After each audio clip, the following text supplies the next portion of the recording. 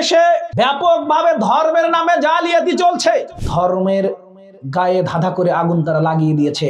এদেশের মাটিতে ধর্মের নামে লক্ষ লক্ষ মিথ্যা হাদিস, মিথ্যা তাফসীর বর্ণনা হয়। আলহামদুলিল্লাহি ওয়াহদা ওয়াসসালাতু ওয়াসসালামু আলা মান লা নাবিয়্যা বা'দা। ফাউযু বিল্লাহি মিনাশ শাইতানির রাজীম।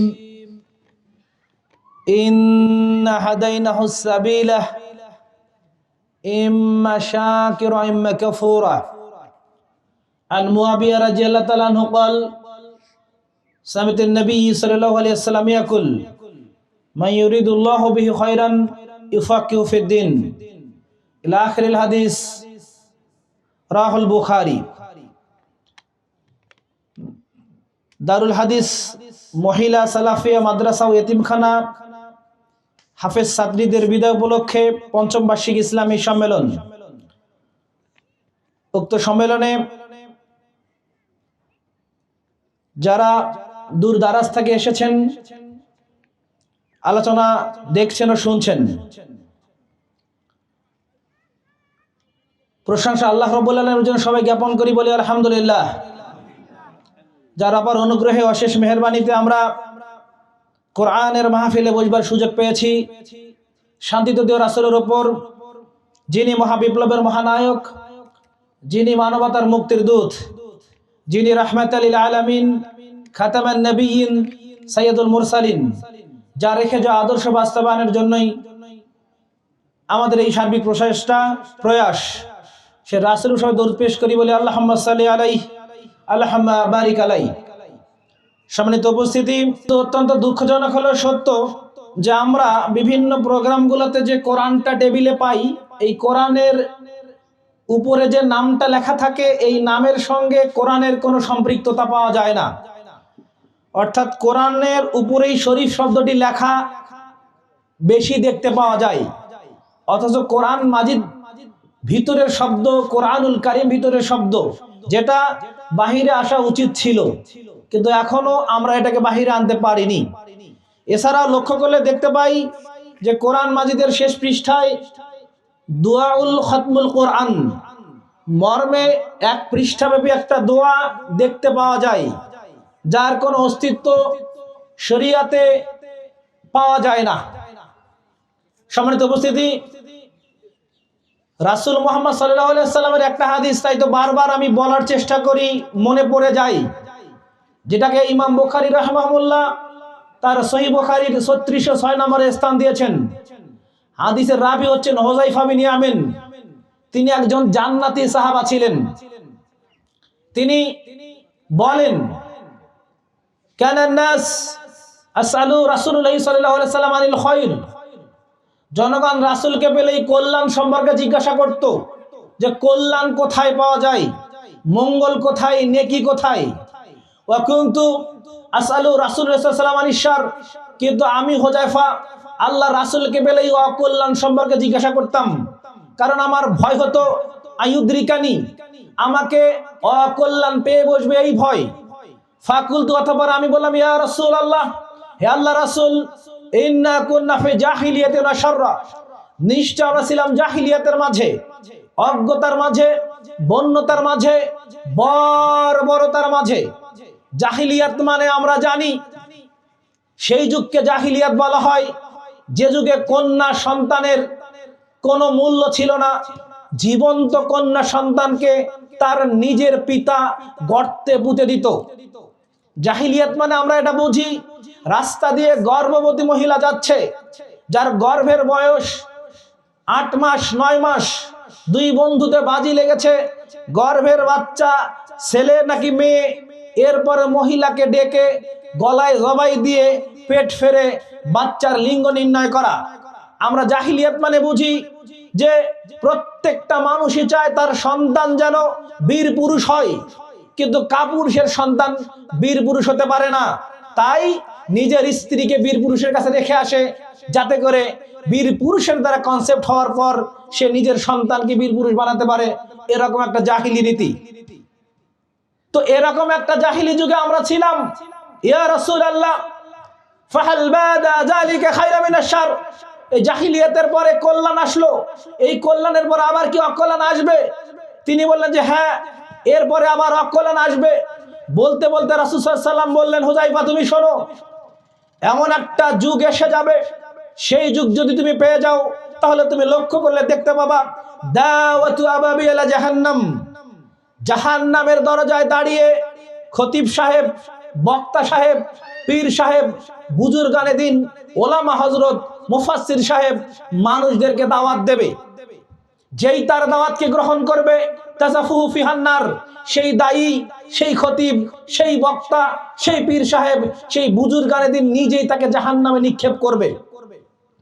হুযায়ফা রাদিয়াল্লাহু তাআলা আটকে উঠলেন, বলেন আল্লাহর নবী সিফহুম লানা, আপনি একটু খোলা করে বলেন তো এরা কারা, যাদের কথা শুনলে আমাদেরকে জাহান্নামে যেতে হবে?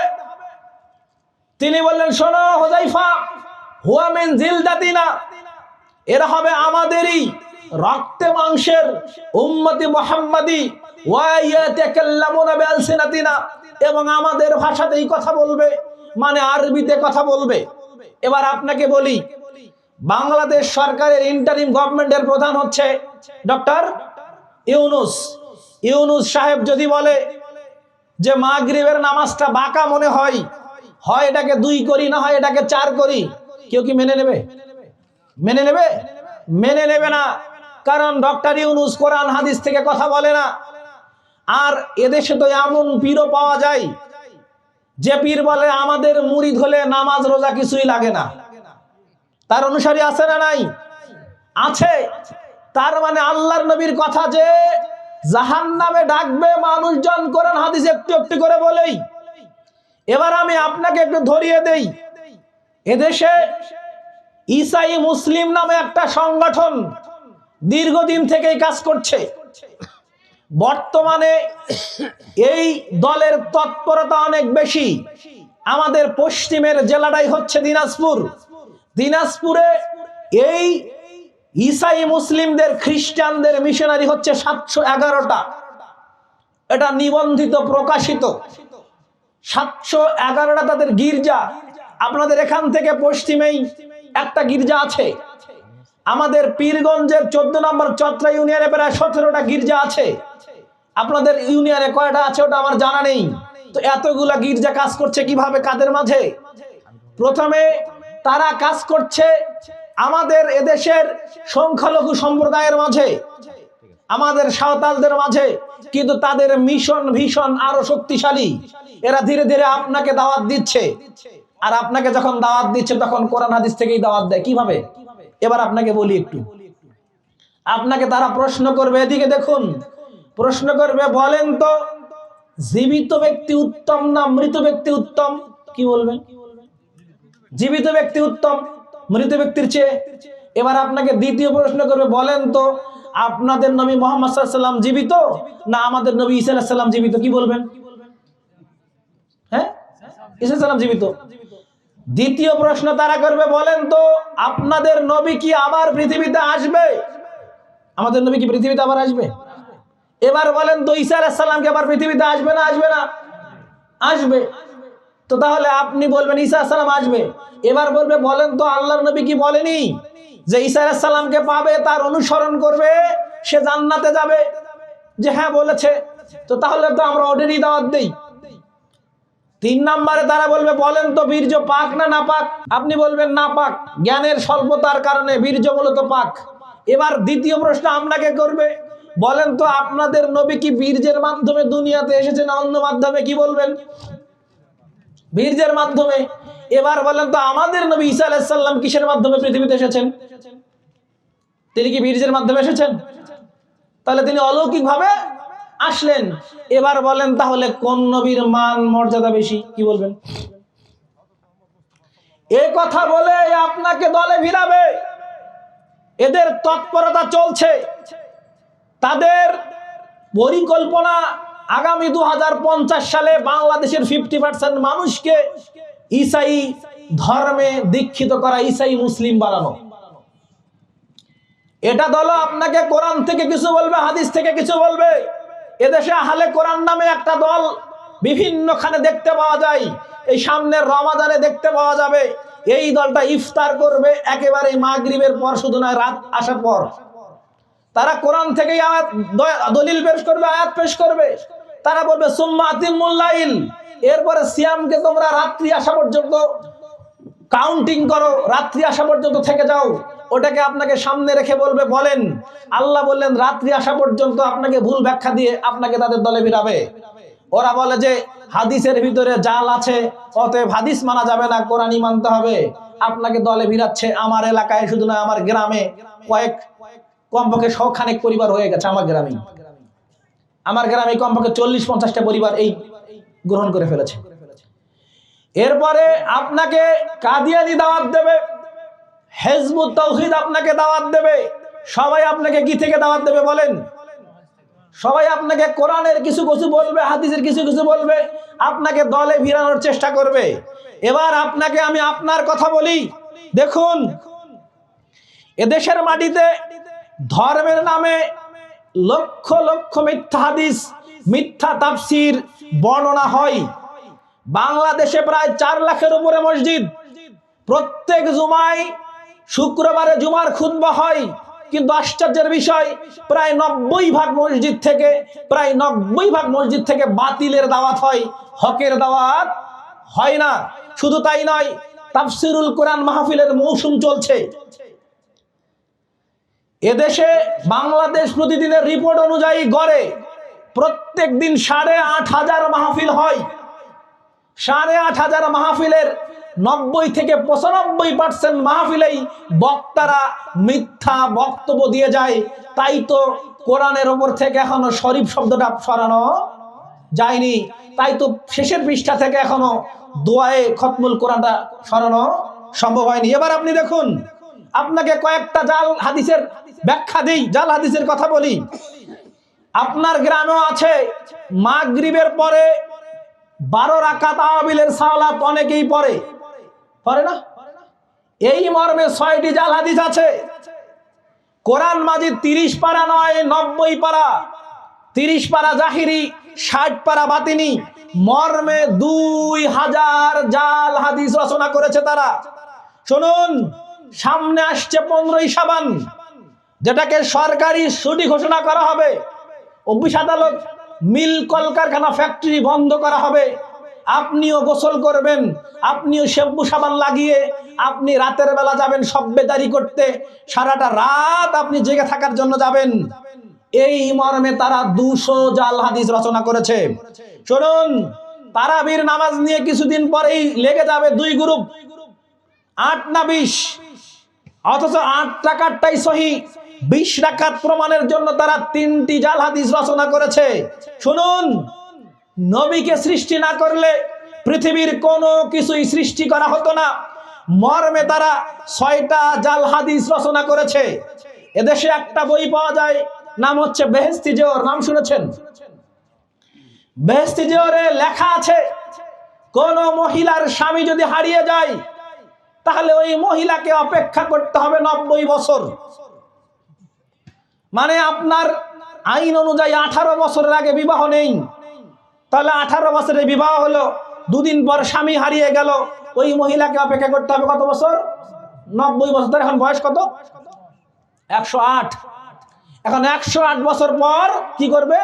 সে এখন ধরে নেবে যে তার স্বামী বেঁচে নেই, অতএব 108 বছর বয়সে সে এখন অন্যত্র বিবাহ বন্ধনে আবদ্ধ হতে পারবে, তার আগে নেই। শুধু তাই নয়, দেখুন মকসেদুল মুমিনের নামে একটা বই পাওয়া যায়। হাটে পাওয়া যায়, মাঠে পাওয়া যায়, ঘাটে পাওয়া যায়, স্টেশনে পাওয়া যায়, দোকানে দোকানে পাওয়া যায়, আজও আসতে পারে এখানে।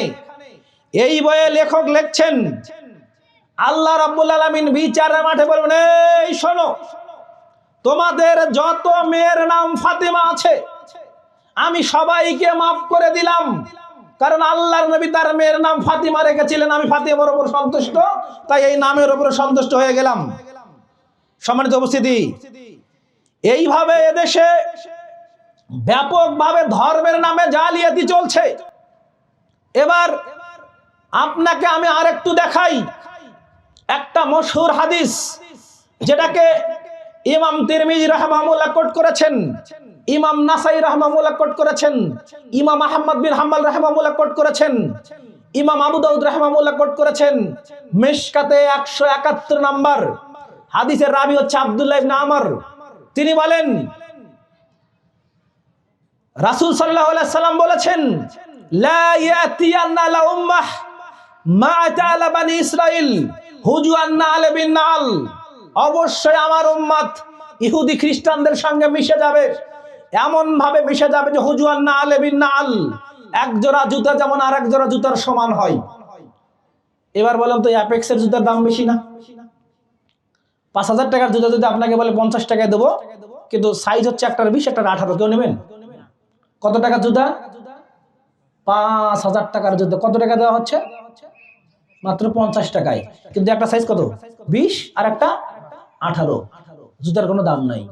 আল্লাহ নবী বলছে আমার উম্মত ইহুদি খ্রিস্টানদের সঙ্গে এভাবে মিশে যাবে, জুতা যেমন ভাবে সমান সমান হয় সেরকম। পরের বাক্য আরো একটু কড়া। তিনি বলছেন হাত্তা, এমন কি ইন কানা মিনহুম আতা উম্মাতান আলানিয়া, এমন কি ইহুদি খ্রিস্টানদের কেউ যদি নিজের মায়ের সঙ্গে ব্যভিচারে লিপ্ত হয়, লাকানা মিন উম্মতি মা ইয়াসনু যালিক, তাহলে আমার উম্মতেরও কিছু কুলাঙ্গার তো এমন যে কুলাঙ্গার নিজের মায়ের সঙ্গে ব্যভিচারে লিপ্ত হবে। কথা কিন্তু ছোট না, কথা কি অনেক বড়। এবার বাক্যটাকে একটু এখানে থামিয়ে দিন। তিনি বলছেন যে আমার উম্মত ইহুদি খ্রিস্টানদের সঙ্গে কি হবে? সমান সমান মিশে যাবে। এবার একটু ধর্মে একটু আপনি থামেন। সূরা মাইদা 9 নম্বর সূরার 30 নম্বর আয়াত, আল্লাহ বলছেন ওয়াকালাতিল ইয়াহুদ উজাইর ইবনুল্লাহ, ইহুদিরা বলেছিল উজাইর আল্লাহর বেটা। ওয়াকালাতিন নাসার, আর খ্রিস্টানরা বলেছিল ঈসা ইবনে মারইয়াম ইবনুল্লাহ, মারইয়ামের বেটা ঈসা আল্লাহর বেটা। তারা তাদের নবীদেরকে আল্লাহর পুত্র সাব্যস্ত করেছে। এবার বলেন তো আমরা কি আমাদের নবীকে তাই করি? তাহলে বাক্যটার মিল কিভাবে পাবেন দেখেন তো। আচ্ছা বলেন তো বাবার আসন আর ছেলের আসন কি এক হয় নাকি কম বেশি হয়?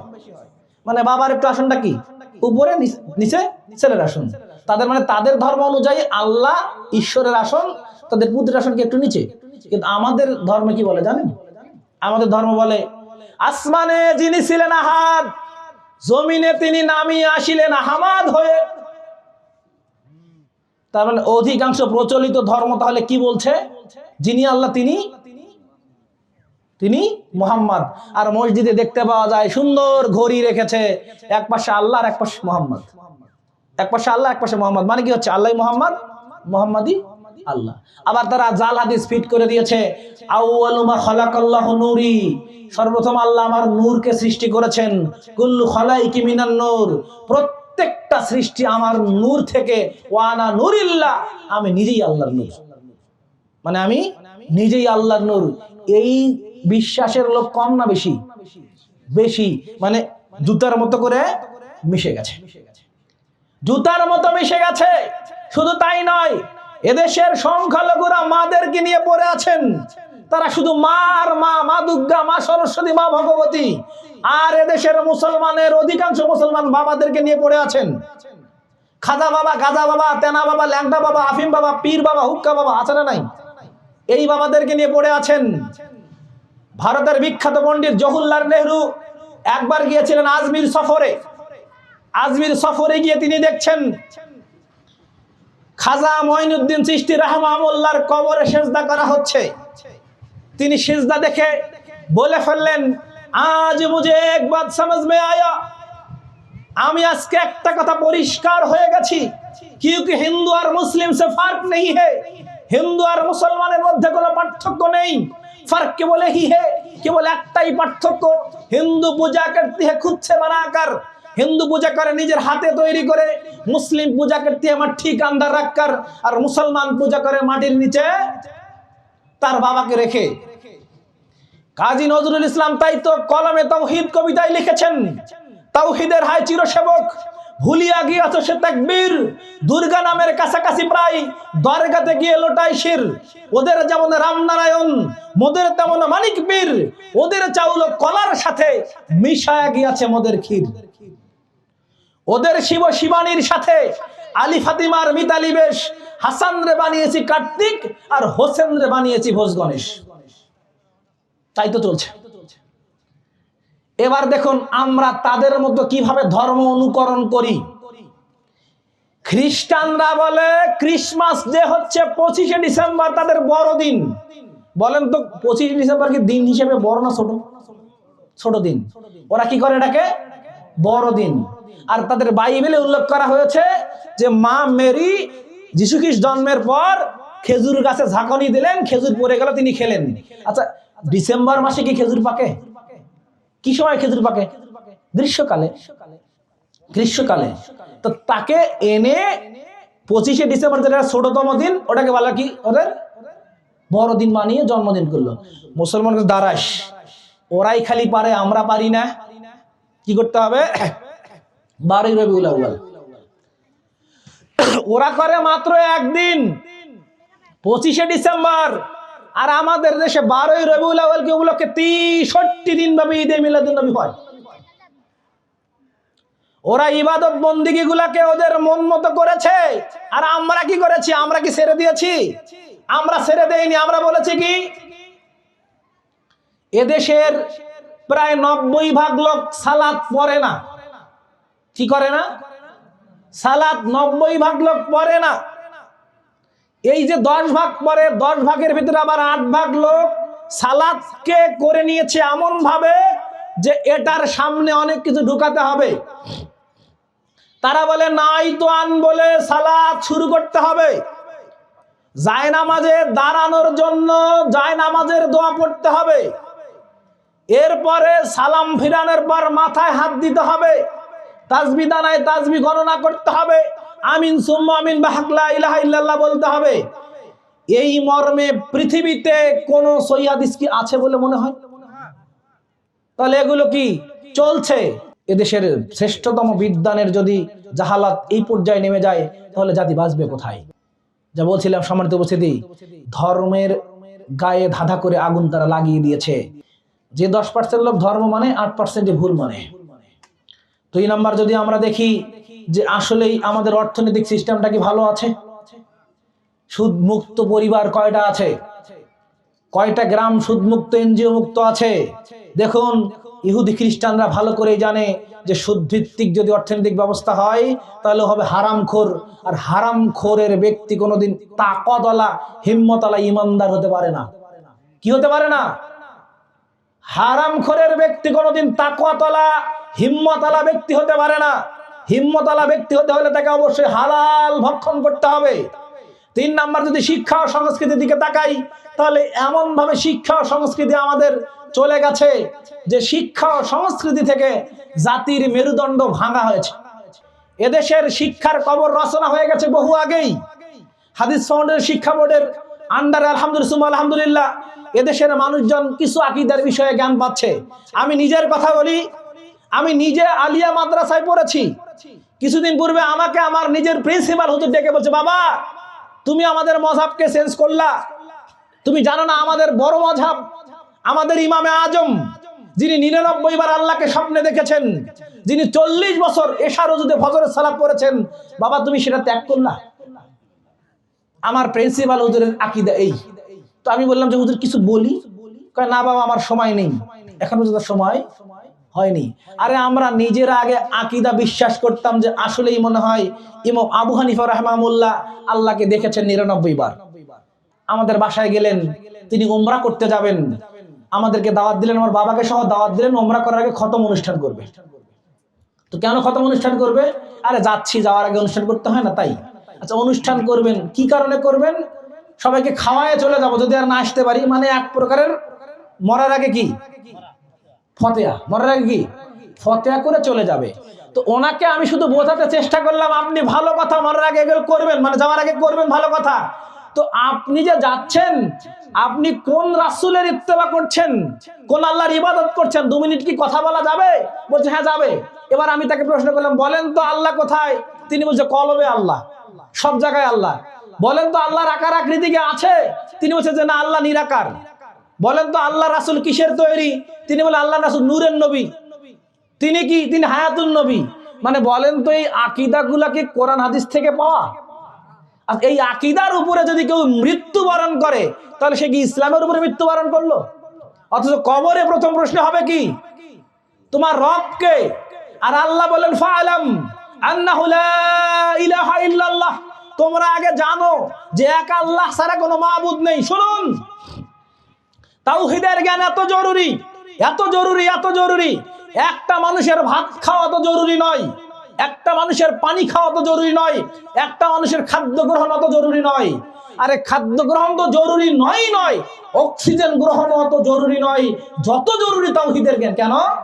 একটা মানুষ খাদ্য না পেলে অপুষ্টিতে ভুগবে, রোগ হবে, অসুস্থ হবে, মারা যাবে না। একটা মানুষ অক্সিজেন না পেলে মারাই যাবে, সে বাঁচবে না। কিন্তু একটা মানুষ যদি তাওহীদের জ্ঞান না পায় তাহলে সে অনন্তকাল জাহান্নামী হিসেবে থাকবে, সে জীবনে জান্নাতে আসতে পারবে না। তাহলে কোনটা জরুরি বেশি? তাওহীদের জ্ঞান জরুরি।